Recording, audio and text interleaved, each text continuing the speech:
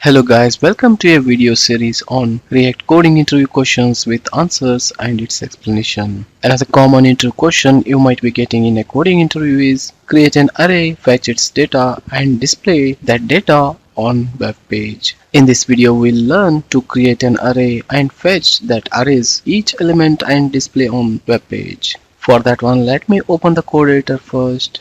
Here we have a dedicated component for this example by name simple array component display on page, and I have imported this one in app.js, that is the main component of our application. So when you run this one and preview this application in a browser, you can see only that text which I have added in the header that is being displayed here.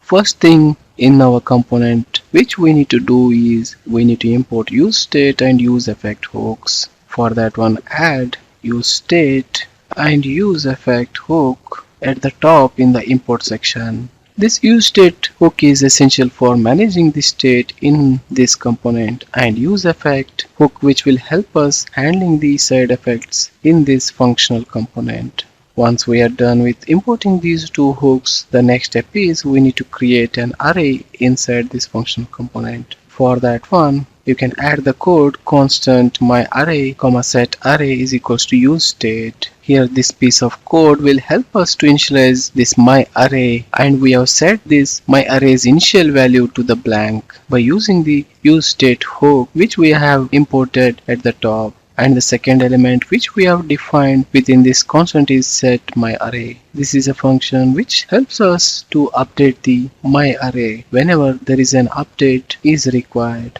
Once we are done with initializing the array, the next step is we need to set this array. For that one, we are going to make use of this useEffect. First, add the code for useEffect.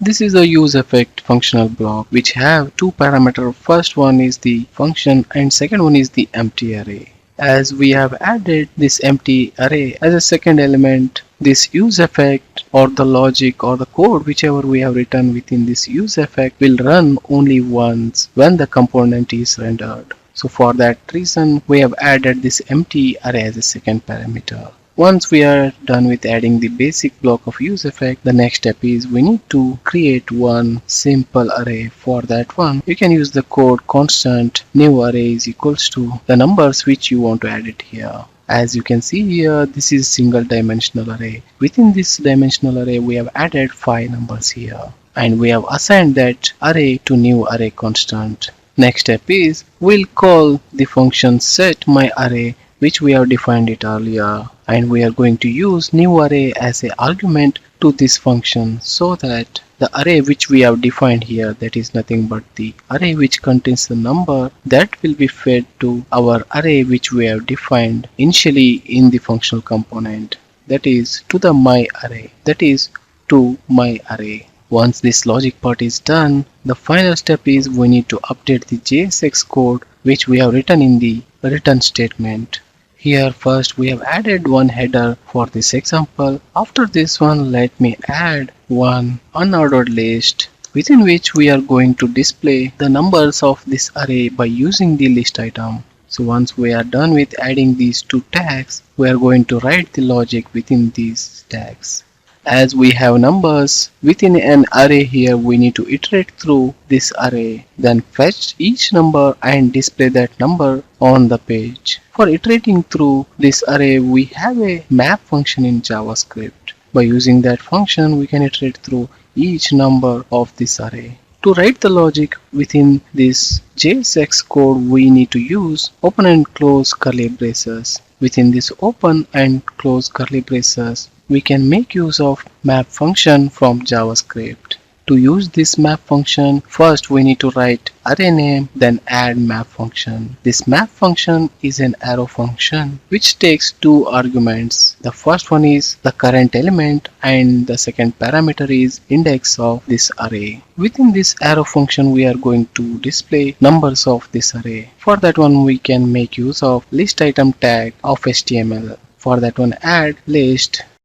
You can observe I have added one open and close tag for this list item. Within this list item, we are using key property, and for that one we are assigning the index which we have received from new array. So that is the unique identifier which we are feeding to each list item. And within this list item, we are adding a content within open and close curly braces. Within these braces, we are showing the index of each element and along with the actual content which we are receiving, that is nothing but the numbers, we are displaying it here. That's it. By these steps we are done with the logic of creating a new array and fetching its numbers and displaying in our web page. So let's save this one and go back to browser to preview this one.